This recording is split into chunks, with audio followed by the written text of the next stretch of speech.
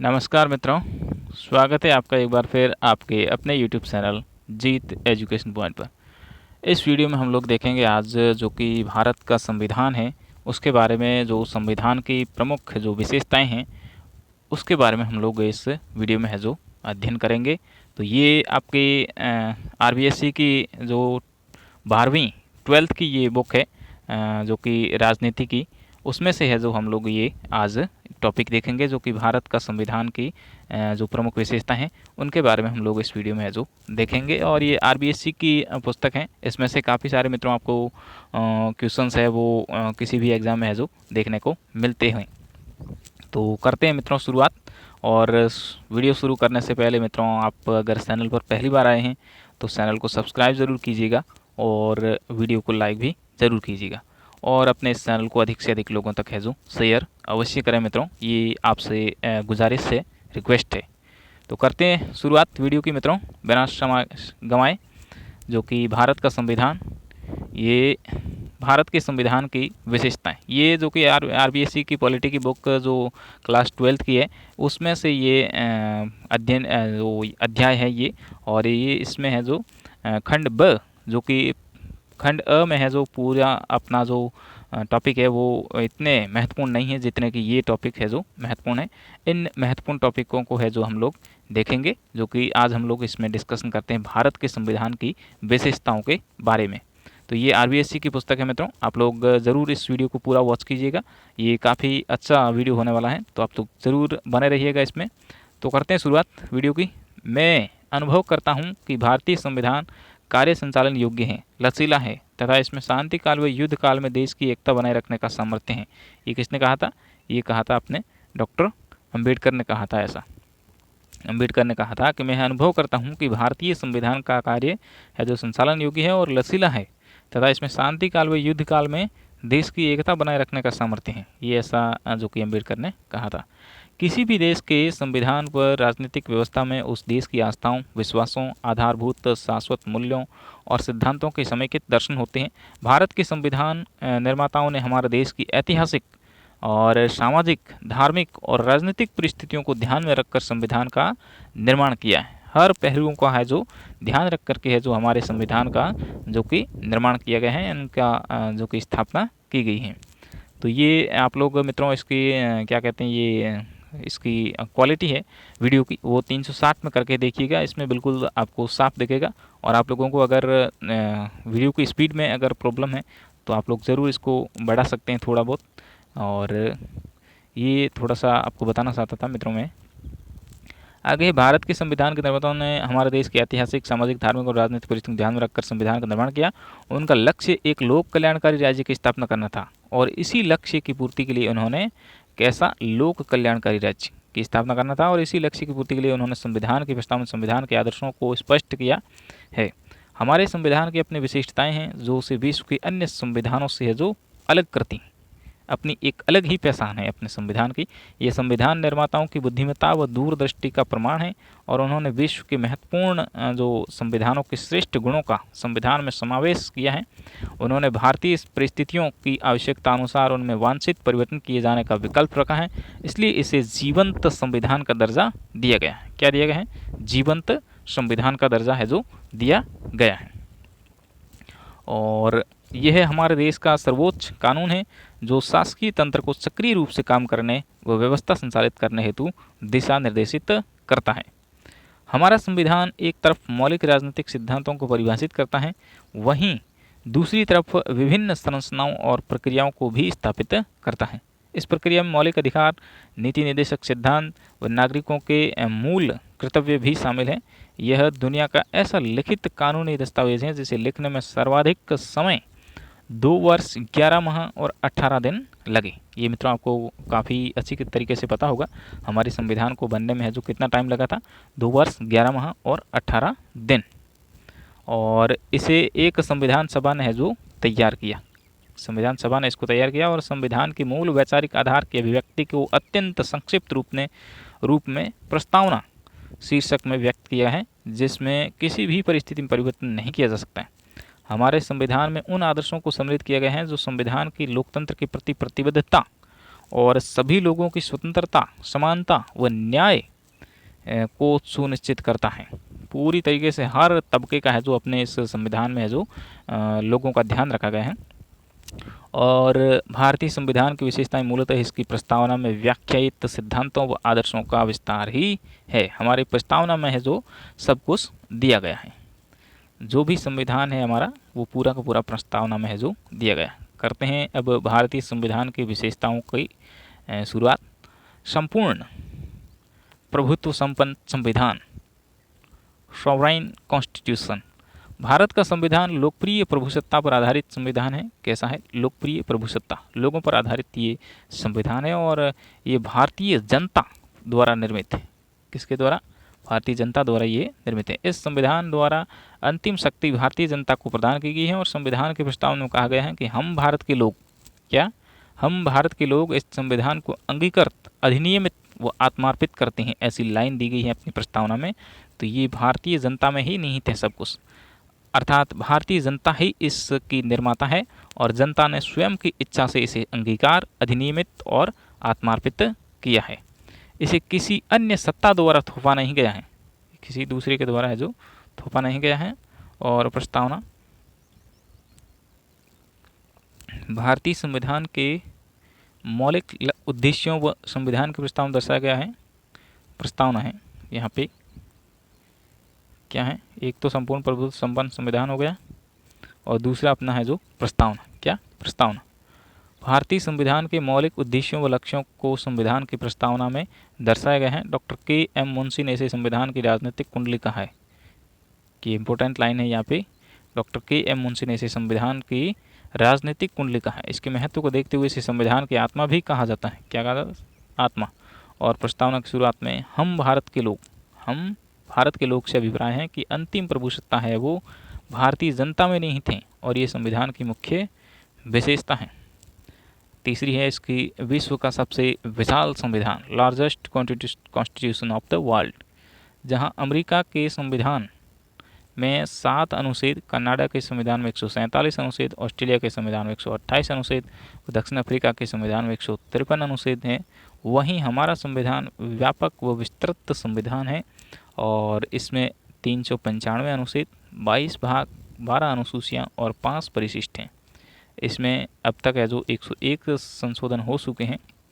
ये पहले की बुक है, यहाँ तक है जो उस टाइम तक 101 संविधान हो चुके हैं, संशोधन हो चुके हैं और संशोधन की ये प्रक्रिया अनवरत जारी है और इस कारण भी इसका स्वरूप विशाल हो जाता है।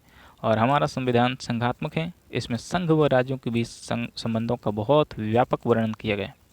संविधान के एक अध्याय में तो राज्य के नीति निर्देशक सिद्धांतों का ही उल्लेख है जो अधिकांश देशों के संविधान में नहीं है। संविधान की इसी विशालता को लेकर हरि विष्णु कामत ने कहा था कि हमें इस बात का गर्व है कि हमारा संविधान विश्व का सबसे विशाल संविधान है। ऐसा किसने कहा था?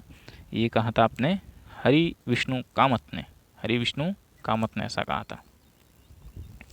आगे है संविधान का 101वां संशोधन वस्तु व सेवा कर, जो कि जीएसटी है से संबंधित है, जिसे राष्ट्रपति जी ने सितंबर 2016 में है जो हस्ताक्षरित किया था। ये 101वां संविधान था उस टाइम 2016। अगली है इसकी विशेषता, लिखित व निर्मित संविधान। भारतीय संविधान सभा द्वारा निर्मित एवं लिपिबद्ध किया गया दस्तावेज है। संविधान सभा ने इसे 2 वर्ष 11 माह और 18 दिन में है जो तैयार किया था।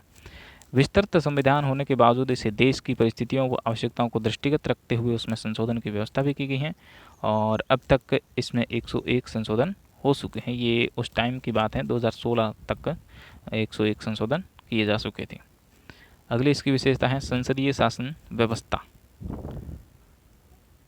डॉक्टर अंबेडकर के अनुसार संसदात्मक प्रणाली में शासन के उत्तरदायित्व का मूल्यांकन एक निश्चित समय बाद तो होता ही है, इसके साथ साथ दिन प्रतिदिन भी होता रहता है। इस प्रणाली में कार्यपालिका व्यवस्थापिका के प्रति सामूहिक रूप से उत्तरदायी होती और राष्ट्रपति का पद गरिमा व आपके प्रतिष्ठा का होता है, पर उसकी स्थिति है जो सांविधानिक प्रधान की हैं। वास्तविक शक्तियाँ मंत्रिमंडल के द्वारा प्रयोग की जाती हैं। वास्तविक शक्तियाँ हैं जो प्रधानमंत्री के हाथ में होती हैं, लेकिन नाम मात्र का जो शक्ति है वो अपने किसके पास होती हैं? राष्ट्रपति के पास में होती हैं ये शक्ति।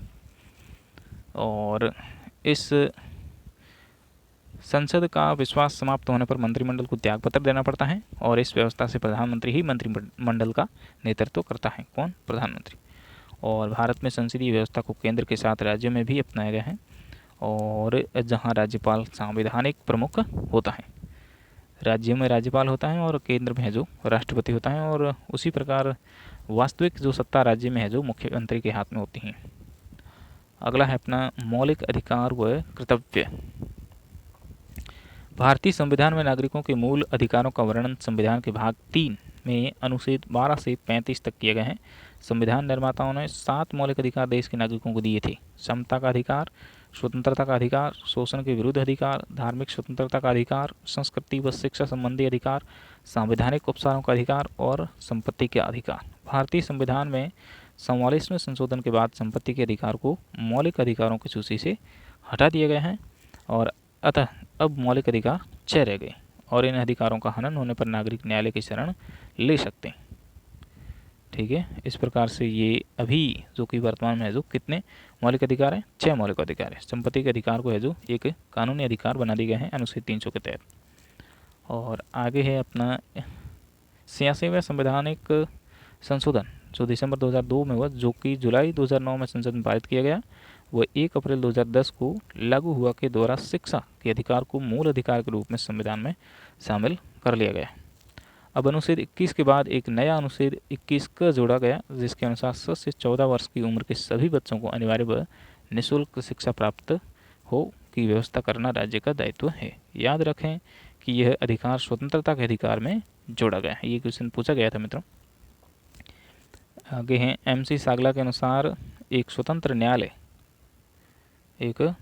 न्यायालय को नागरिकों के अधिकारों की रक्षा का काम सौंप कर भारतीय संविधान में ऐसी व्यवस्था की गई है कि जिस पर कोई भी सभ्य देश गर्व कर सकता है। 42वें संविधान संशोधन 1976 के द्वारा नागरिकों के 10 मूल कर्तव्य निर्धारित किए गए हैं, और जिनका पालन करना प्रत्येक नागरिक का संवैधानिक दायित्व है। इसमें संविधान का पालन करना, भारत की संप्रभुता, एकता व अखंडता की रक्षा करना, भाईचारे की भावना रखना, प्रकृति व पर्यावरण की रक्षा करना और अपने आदि जो प्रमुख कर्तव्य हैं। अप्रैल 2010 से लागू शिक्षा के अधिकार संबंधी 86वें संविधान संशोधन द्वारा 11वां मूल कर्तव्य भी संविधान में जोड़ दिया गया है, जिसके अनुसार अपने 7 से 14 वर्ष की आयु के बच्चों को शिक्षा के अवसर पर उपलब्ध कराना अभिभावकों का कर्तव्य है। और अतः वर्तमान में मूल कर्तव्यों की संख्या कितनी है? 11 मूल कर्तव्य हैं हमारे संविधान में। हालांकि मूल संविधान में है जो मूल कर्तव्य नहीं थे, बाद में है जो 42वें संविधान संशोधन के द्वारा सरदार स्वर्ण सिंह समिति की सिफारिश के द्वारा है जो इनको जोड़ा गया था।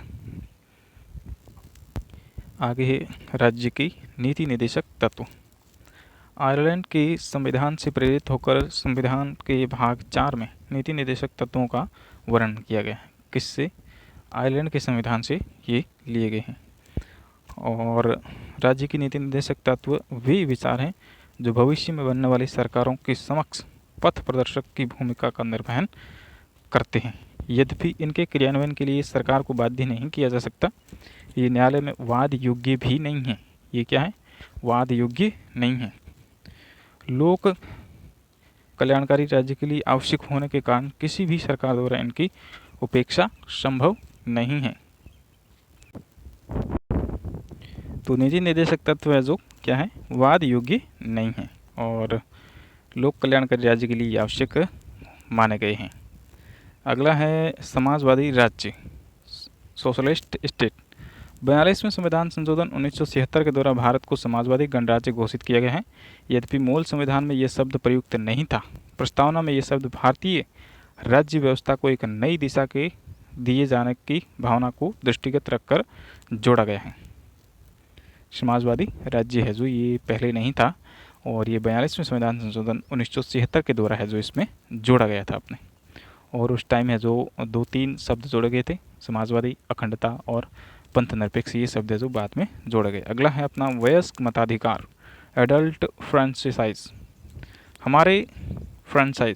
हमारे देश के संविधान में 18 वर्ष की आयु प्राप्त प्रत्येक नागरिक को समान रूप से मताधिकार प्रदान किया गया है। कितना? 18 वर्ष की आयु के बाद में है जो सभी को मत देने का अधिकार प्रदान किया है। यद्यपि मूल संविधान में आयु 21 वर्ष थी, किंतु संविधान में 61वें संशोधन द्वारा इसकी आयु है जो 21 वर्ष से घटाकर है जो कितनी कर गई, 18 वर्ष कर दी गई। पहले 21 वर्ष थी, लेकिन बाद में है जो इसको घटा दिया गया और अभी है जो 18 वर्ष है।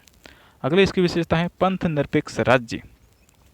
मित्रों, वीडियो अगर पसंद आ रहा है तो वीडियो को लाइक ज़रूर करें और चैनल पर अगर पहली बार आए हैं तो चैनल को सब्सक्राइब ज़रूर कीजिएगा और अपने अधिक से अधिक लोगों तक इसको शेयर ज़रूर करें मित्रों, अपने इस चैनल को। और शेयर करने से अच्छा लगता है हमें भी, और जितना हमारा सब्सक्राइबर बढ़ेगा उतने ही हम लोगों को है जो कार्य करने की एक जो क्या कहते हैं एक प्रेरक अंदर जो प्रेरणा होती है वो मिलती है, जिससे कि कार्य है जो निरंतर जारी रखा जाता है। आगे हैं, धर्म के आधार पर किसी भी नागरिक से है जो भेदभाव नहीं किया जाता। पंथ निरपेक्ष राज्य, ये हमने देखा। भारतीय संविधान के अनुसार अनुच्छेद 25 के अनुसार धर्म के क्षेत्र में प्रत्येक नागरिक को स्वतंत्रता प्रदान की गई। कौन से अनुच्छेद के तहत? 25 अनुच्छेद 25 के तहत है जो धर्म के बारे में है जो पूर्ण रूप से स्वतंत्रता दी गई है कि धर्म के आधार पर किसी भी नागरिक से भेदभाव नहीं किया जा सकता और राज्य का कोई आधिकारिक धर्म नहीं है। अपने जो भारत का है जो कोई विशेष धर्म नहीं है, किंतु भारत में यूरोपीय मॉडल की भांति राज्य और धर्म के बीच पार्थक्य नहीं है। संविधान राज्य को अधिकृत करता है कि वह धर्म से जुड़ी कुरीतियों का निराकरण करने के लिए धार्मिक मामलों में मूल्य आधारित हस्तक्षेप करें। इसे प्रसिद्ध राजनीति शास्त्री राजीव भार्गव ने धर्म निरपेक्षता का उसूली फासले का सिद्धांत कहा है। आगे है इसकी विशेषता, विलक्षण दस्तावेज। संविधान निर्माताओं की बुद्धिमत्ता व दूरदृष्टि का प्रमाण है कि उन्होंने संविधान में जनता द्वारा मान्य आधारभूत मूल्यों व सर्वोच्च आकांक्षाओं को स्थान दिया और हमारा संविधान एक विलक्षण दस्तावेज है।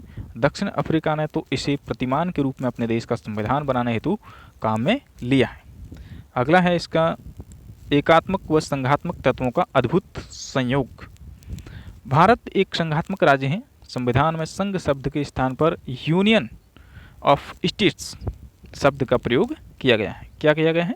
यूनियन ऑफ स्टेट्स, और ये शब्द प्रयोग किया गया है। संविधान के पहले अनुच्छेद में ही कहा गया है कि भारत राज्यों का एकक होगा, जिसे प्रचलन में राज्यों का संघ भी कहा जाता है। क्या कहा जाता है? भारत को राज्यों का संघ कहा जाता है। और संविधान निर्माताओं की आकांक्षा ऐसा संविधान बनाने की थी जिसमें केंद्र सरकार भारत की एकता को बनाए रखे तथा राज्यों को भी स्वायत्तता मिले। इसलिए इसमें संघात्मक व एकात्मक तत्वों का मिश्रण किया गया है। संविधान के अनेक प्रावधान केंद्र को राज्यों की अपेक्षा शक्तिशाली बनाते हैं। जैसे अति महत्वपूर्ण विषयों को संघ सूची में स्थान, समवर्ती सूची में केंद्र के निर्णय को प्रमुखता और अवशिष्ट शक्तियाँ केंद्र के पास, और आपातकाल में केंद्र का राज्यों पर नियंत्रण, एकहरी नागरिकता, अखिल भारतीय सेवाएं, संसद को राज्यों के पुनर्गठन का अधिकार, और ये यहाँ पर जम्मू कश्मीर को छोड़कर अभी जम्मू कश्मीर इसमें शामिल कर लिया गया है मित्रों, इसका कोई विशेष दर्जा नहीं है। राष्ट्रपति द्वारा राज्यपालों की नियुक्ति, राज्यों की केंद्र पर आर्थिक निर्भरता केंद्र को मजबूती प्रदान करती है। राज्य अपना पृथक संविधान नहीं रख सकते, केवल एक ही संविधान केंद्र व राज्य दोनों पर लागू होता है। ये इसकी प्रमुख विशेषता है मित्रों, जो कि अपने एकात्मक और संघात्मक इसकी महत्वपूर्ण विशेषता मानी जाती है हमारे संविधान की। और आगे हैं, स्वतंत्र न्यायपालिका, इंडिपेंडेंट जुडिशियरी। संविधान की सर्वोच्चता, प्रजातंत्र की रक्षा, जनता के मौलिक अधिकारों की सुरक्षा के लिए भारतीय संविधान में कई संवैधानिक व्यवस्थाएं की गई हैं और भारत के राष्ट्रपति द्वारा सर्वोच्च तथा उच्च न्यायालयों के न्यायाधीशों की नियुक्ति की जाती है तथा उन्हें संसद में महाभियोग द्वारा हटाया जा सकता है। और कार्यपालिका के आदेश तथा व्यवस्थापिका के कानून यदि संवैधानिक व्यवस्था का उल्लंघन करते हैं तो न्यायपालिका को न्यायिक पुनरावलोकन, उन्हें अवैध घोषित करने का अधिकार है। और नागरिकों के मूल अधिकारों की रक्षा के लिए अनुच्छेद 32 के अंतर्गत पुनरावलोकन द्वारा बंदी प्रत्यक्षीकरण, अधिकार प्रसाद जैसे लेखों को जारी किया जा सकता है। और न्यायिक स्वतंत्रता के उद्देश्य को प्राप्त करने के लिए ये सभी व्यवस्थाएं की गई हैं। बहुत ही इंपॉर्टेंट संविधान है हमारा मित्रों। और इसमें से मित्रों जो आप कह सकते हैं कॉम्पिटिटिव एग्जाम में काफ़ी सारे क्वेश्चन है जो देखने को मिलते हैं कि हमारे संविधान में संविधान की प्रमुख विशेषताएं कौन कौन सी हैं, क्या है और कब लागू हुआ हमारा संविधान। इस प्रकार से सारी है जो इसमें पूरा वर्णन दिया गया है। अगला है यहाँ पे इसकी विशेषता, कठोरता व लचीलेपन का मिश्रण, combination of rigidity and flexibility. भारतीय संविधान कठोरता व लचीलेपन का मिश्रण है और किसी भी देश की परिस्थितियों में बदलाव के साथ संवैधानिक संशोधन की आवश्यकता होती है। संवैधानिक संशोधन के लिए भारतीय संविधान में है जो भारतीय संविधान में संशोधन विधि अनुच्छेद 368 में दी गई है। कौन से अनुच्छेद में है? 368 के तहत है जो भारतीय संविधान में संशोधन किया जा सकता है। और संविधान में संशोधन व्यवस्था कुछ भागों के संबंध में कठोर तो कुछ में लचीली रखी गई है। और संविधान में कठोरता का समावेश संयुक्त राज्य अमेरिका के संविधान व लचीलेपन का ब्रिटेन के संविधान से लिया गया है। भारतीय संविधान में संशोधन की कुल 3 विधियां हैं। कितनी विधियां हैं हमारे संविधान की संशोधन की? तो कितनी हैं? 3 जो महत्वपूर्ण विधियां मानी गई हैं, जिनमें से पहली विधि का वर्णन अनुच्छेद 368 में नहीं है। और संविधान के कुछ भागों में संसद के दोनों सदनों के साधारण बहुमत से संशोधन किया जाता है, जैसे राज्यों का पुनर्गठन, राज्यों में विधान परिषद की स्थापना या समाप्ति, केंद्र प्रशासित क्षेत्र बनाना, संसद सदस्यों के वेतन आदि। और ये है जो इसमें संविधान के कुछ भागों में संसद के द्वारा है जो दोनों सदनों के साधारण बहुमत से संशोधन किया जाता है। कुछ विषयों में है जो संशोधन के लिए संसद के दोनों सदनों के पूर्ण बहुमत व उपस्थित सदस्यों के 2/3 बहुमत की आवश्यकता होती है। कितना? 2/3 बहुमत। उपस्थित जो सदस्य होते हैं उसमें संसद के दोनों सदनों के पूर्ण बहुमत और उपस्थित सदस्यों के 2/3 बहुमत की आवश्यकता होती है। कुछ विषयों में संशोधन के लिए संसद के दोनों सदनों के पूर्ण बहुमत, उपस्थित सदस्यों के 2/3 बहुमत के अतिरिक्त कम से कम आधे राज्यों के विधानमंडलों का समर्थन आवश्यक है। और राष्ट्रपति निर्वाचन की पद्धति, केंद्र व राज्यों के बीच शक्ति विभाजन आदि विषयों के संशोधन के लिए यह जटिल प्रक्रिया अपनाई जाती है। संशोधन की इन 3 विधियों से स्पष्ट है कि संविधान संशोधन के लिए लचीले व कठोरता का मिश्रण किया गया है। डॉक्टर व्हीयर के शब्दों में भारतीय संविधान अधिक कठोर तथा अधिक लचीले के मध्य एक अच्छा संतुलन स्थापित करता है।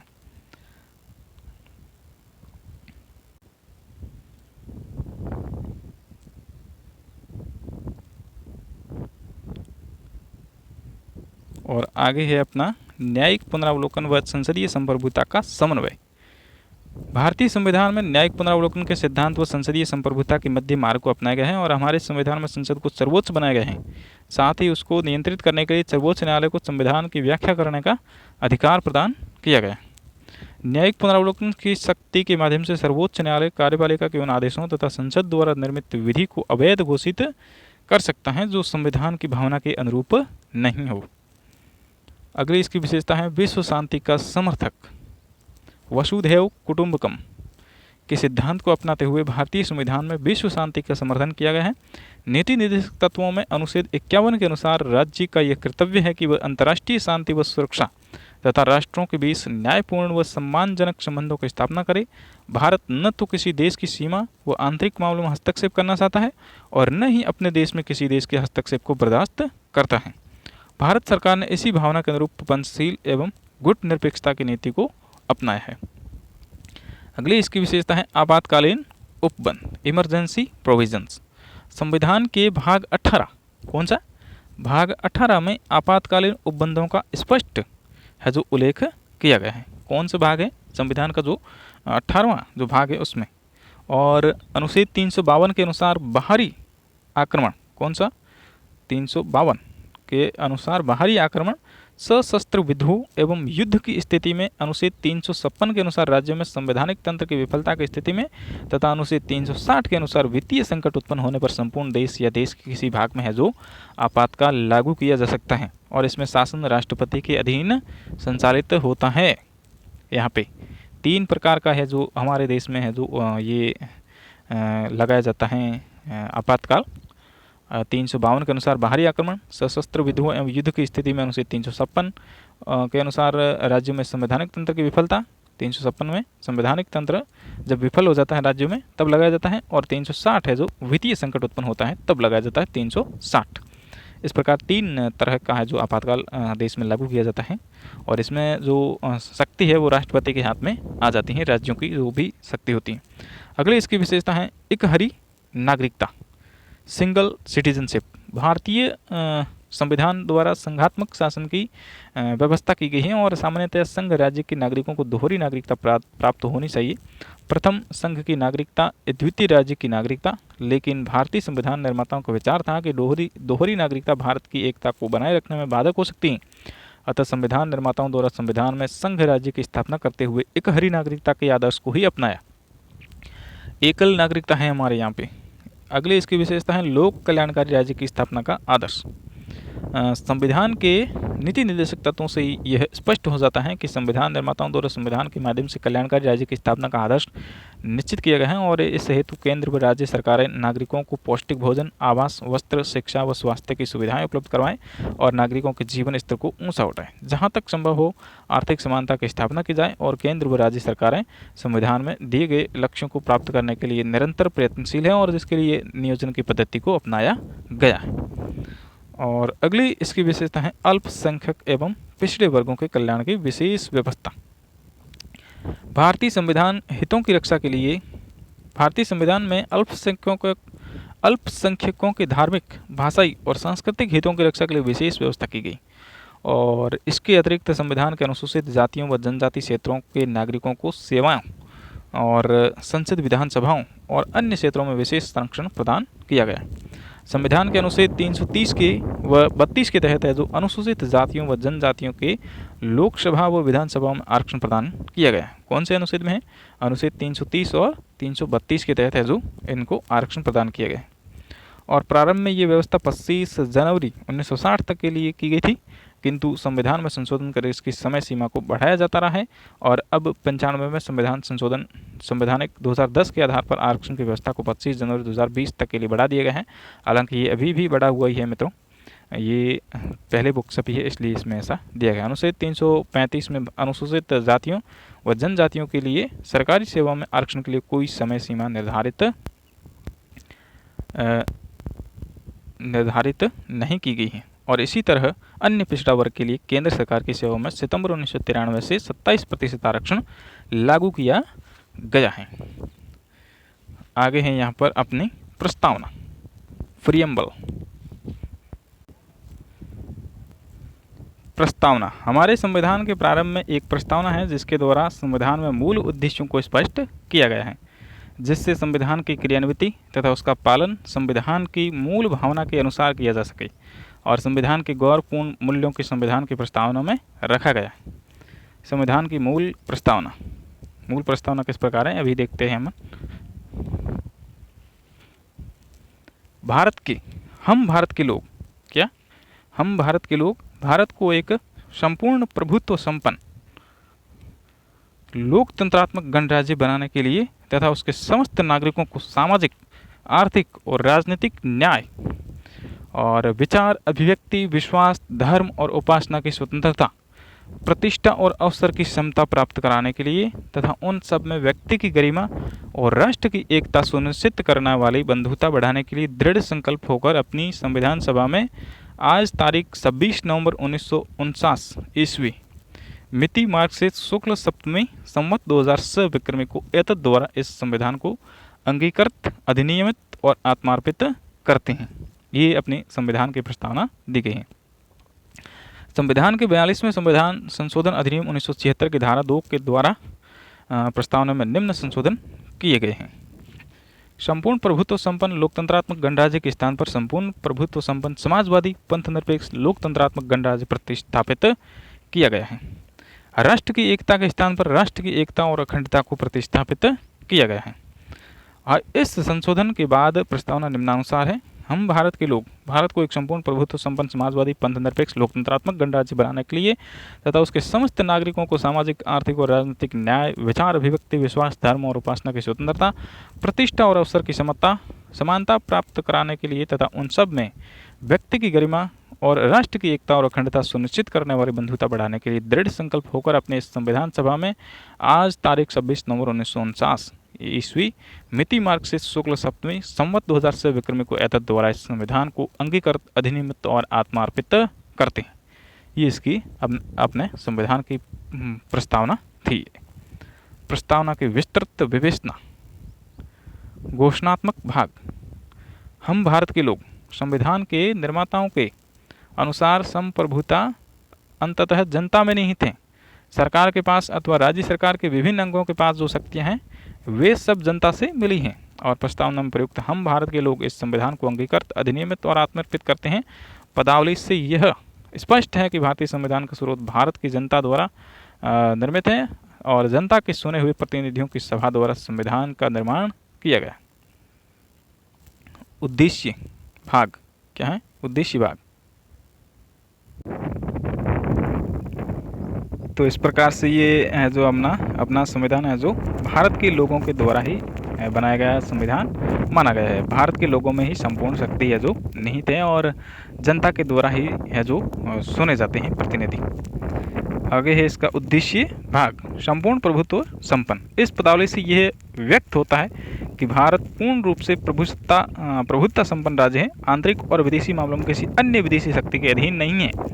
अपन है जो स्वतंत्र है, बिल्कुल किसी के अधीन नहीं है। समाजवाद, जो कि समाजवाद शब्द को 42वें संविधान संशोधन द्वारा जोड़ा गया और प्रस्तावना में समाजवाद शब्द को सम्मिलित करके उससे और अधिक स्पष्ट किया गया और इसमें समाज के कमजोर और पिछड़े वर्गों के जीवन स्तर को ऊंचा उठाने और आर्थिक विषमता को दूर करने का प्रयास करने के लिए मिश्रित अर्थव्यवस्था को अपनाया गया। पंथ निरपेक्ष 42वें संविधान संशोधन के द्वारा 1976 में से जोड़ा गया और इसका अर्थ ये है कि भारत धर्म के क्षेत्र में न धर्म विरोधी है और न धर्म का प्रसारक, बल्कि वह तटस्थ है जो सभी धर्मों के साथ समान व्यवहार करता है। लोकतंत्रात्मक, इससे तात्पर्य है कि भारत में राज सत्ता का प्रयोग जनता द्वारा निर्वाचित प्रतिनिधि करते हैं और वे जनता के प्रति उत्तरदायी होते हैं। संविधान सभा को सामाजिक, आर्थिक व राजनीतिक न्याय का आश्वासन देता है। सभी को क्या?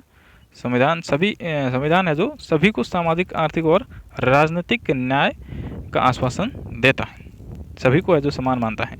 गणराज्य, इसका अर्थ ये है कि भारत में राज्य अध्यक्ष या सर्वोच्च व्यक्ति जो कि वंशानुगत न होकर के निर्वाचित प्रतिनिधि होता है। हमारा राष्ट्रपति है जो क्या होता है? निर्वाचित होता है और भारत के राष्ट्रपति का निर्वाचन अप्रत्यक्ष रूप से जनता द्वारा होता है और जो चुने हुए प्रतिनिधि होते हैं वो राष्ट्रपति के चुनाव में है जो भाग लेते हैं। आगे है विवरणात्मक भाग, सामाजिक, आर्थिक व राजनीतिक न्याय। सामाजिक न्याय का अर्थ है कि सभी नागरिकों को बिना किसी भेदभाव की समानता प्राप्त हो। जाति, धर्म, वर्ग, लिंग, नस्ल या अन्य किसी आधार पर नागरिकों में भेदभाव नहीं हो। और अगला है आर्थिक न्याय। अनुच्छेद 39 में आर्थिक न्याय के आदर्श को स्वीकार किया गया है, जिसमें राज्यों को अपनी नीति का संचालन इस प्रकार करने के लिए कहा गया है कि समान रूप से सभी नागरिकों को आजीविका के साधन प्राप्त करने का अधिकार हो। समुदाय की भौतिक संपत्ति का स्वामित्व और वितरण इस प्रकार हो जिसमें अधिकाधिक सामूहिक हित संभव हो। पुरुषों व स्त्रियों को समान कार्य के लिए समान वेतन मिले और उत्पादन व वितरण के साधनों का अहितकर केंद्रीकरण न हो। राजनीतिक न्याय, भारतीय संविधान वयस्क मताधिकार की स्थापना संवैधानिक उपचारों द्वारा राजनीतिक न्याय के आदर्श को मूर्त रूप प्रदान करता है। अगला है स्वतंत्रता, समानता और बंधुत्व। स्वतंत्रता, भारतीय संविधान में नागरिकों को विचार, अभिव्यक्ति, विश्वास, धर्म और उपासना की स्वतंत्रता दी गई है। कौन कौन सी? विचार, अभिव्यक्ति, विश्वास, धर्म और उपासना की स्वतंत्रता दी गई है। समानता, देश के सभी नागरिकों को प्रतिष्ठा और अवसर की समानता प्रदान की गई है। और बंधुत्व, प्रस्तावना में व्यक्ति की गरिमा और राष्ट्र की एकता और अखंडता सुनिश्चित करने वाले बंधुता की भावना बढ़ाने के लिए संकल्प किया गया है। अगला है व्यक्ति की गरिमा व राष्ट्र की एकता और अखंडता। व्यक्ति की गरिमा व राष्ट्र की एकता और अखंडता। हमारे संविधान निर्माता भारत की विविधताओं के अंतर्गत विद्यमान एकता से परिचित थे और वे चाहते थे कि हमारे नागरिक क्षेत्रीयता, प्रांतवाद, भाषावाद व संप्रदायवाद को महत्व न देकर देश की एकता के भाव को अपनाए। और इसीलिए हमारे संविधान में है जो बंधुत्व का आदर्श 2 आधारों पर टिका है और यह आधार है राष्ट्र की एकता व व्यक्ति की गरिमा। अखंडता, 42वें संविधान संशोधन द्वारा उद्देशिका में अखंडता शब्द को सम्मिलित किया गया है। इसका मूल उद्देश्य भारत की एकता और अखंडता को सुनिश्चित करना है। उपयुक्त विवेचन के आधार पर कहा जा सकता है कि प्रस्तावना या उद्देशिका में संविधान के मूलभूत आदर्शों को दर्शाया गया है। ये थी अपनी संविधान की प्रस्तावना और कुछ महत्वपूर्ण है जो इसके विशेषताएं। महत्वपूर्ण बिंदु: संपूर्ण प्रभुत्व संपन्न संविधान। प्रस्तावना संविधान का 4, विश्व का सबसे विशाल संविधान, लिखित एवं निर्मित संविधान, संसदीय शासन व्यवस्था, मौलिक अधिकार व कर्तव्य, राज्य की नीति निर्देशक तत्व, समाजवादी राज्य, पंथ निरपेक्ष राज्य, वयस्क मताधिकार, विलक्षण दस्तावेज, एकात्मक व संघात्मक तत्वों का अद्भुत संयोग और आपका स्वतंत्र न्यायपालिका, कठोरता व लचीलेपन का मिश्रण, विश्व शांति का समर्थक, आपातकालीन उपबंध और एकल नागरिकता एवं लोक कल्याणकारी राज्य की स्थापना का आदर्श, और अल्पसंख्यक एवं पिछड़े वर्गों के कल्याण की विशेष व्यवस्था। और प्रस्तावना के महत्वपूर्ण बिंदु है भारतीय संविधान का एक संक्षिप्त एवं सारपूर्ण घोषणा पत्र। प्रस्तावना है ये एक छोटा सा है, लेकिन पूरे संविधान के इसमें है जो विशेषता दी गई है, पूर्ण रूप से इसमें वर्णन किया गया है पूरे संविधान का प्रस्तावना के अंतर्गत। तो ये था मित्रों अपना वीडियो आप लोगों को कैसा लगा। और ये अपना राजनीति से संबंधित टॉपिक था, जो कि संविधान की प्रमुख विशेषताएं और प्रस्तावना से संबंधित ये महत्वपूर्ण वीडियो था। और कैसा लगा आपको ये वीडियो, और आप लोगों को इसी प्रकार से अपने चैनल पर है जो कंटेंट है जो उपलब्ध होता रहेगा। तो ये एक महत्वपूर्ण अध्याय था अपना, जो कि पॉलिटी के हिसाब से देखा जाए। तो आगे हैं इसके प्रश्न। भारतीय संविधान को संविधान सभा द्वारा अंगीकार किया गया, इसमें ये आपके आंसर बताना है कब किया गया था। इसमें से आपको कमेंट में इसका आंसर बताना है सभी क्वेश्चनों के। भारत के संविधान में अनुच्छेद कितने हैं, और नीति निर्देशक तत्व किस देश के संविधान से लिए गए हैं। राज्यों में संवैधानिक संकट होने पर राष्ट्रपति शासन संविधान के किस अनुच्छेद के तहत लगाया जाता है। और 42वें संविधान संशोधन द्वारा प्रस्तावना में किन शब्दों को जोड़ा गया। और भारत के संविधान के प्रस्तावना में प्रयुक्त हम भारत के लोग वाक्यांश से क्या तात्पर्य है। और प्रस्तावना न्याय का स्वरूप है। तो ये क्या है, इस प्रकार से इसका आंसर आपको बताना है। यहाँ पे आगे दिए हुए हैं आंसर, तो आप लोग ज़रूर देख के है जो इसका आंसर बता सकते हैं। और कमेंट में आप लोग पूर्ण रूप से अपने इस अध्याय को है जो हम लोग देख चुके हैं। तो कैसा लगा मित्रों आपको ये वीडियो, आप लोग ज़रूर कमेंट में बता सकते हैं आप लोग। और अगर मित्रों आप चैनल पर पहली बार आए हैं तो चैनल को सब्सक्राइब ज़रूर करना, और अपने मित्रों के साथ में इसको है जो अधिक से अधिक शेयर अवश्य करना। ये था अपना टॉपिक, जो कि क्लास 12th की पॉलिटी से लिया गया ये खंड ब का जो पार्ट है ये। बाकी खंड अ में इतने महत्वपूर्ण टॉपिक्स नहीं हैं। बाकी ये पूर्ण रूप से अपने लिए किसी भी एग्ज़ाम है जो पॉलिटी से संबंधित इसमें से क्वेश्चन है वो पूछे जाते हैं, इसलिए ये अपन ने है जो पहले इसका अध्ययन किया। तो ये था अपना वीडियो। तो मित्रों आप लोग ज़रूर चैनल को सब्सक्राइब करेंगे और अपने दोस्तों के साथ में इसको शेयर ज़रूर करेंगे, ऐसी आशा और उम्मीद है मुझे। तो मित्रों मिलते हैं एक नेक्स्ट वीडियो के साथ में, तब तक के लिए राम राम, जय हिंद।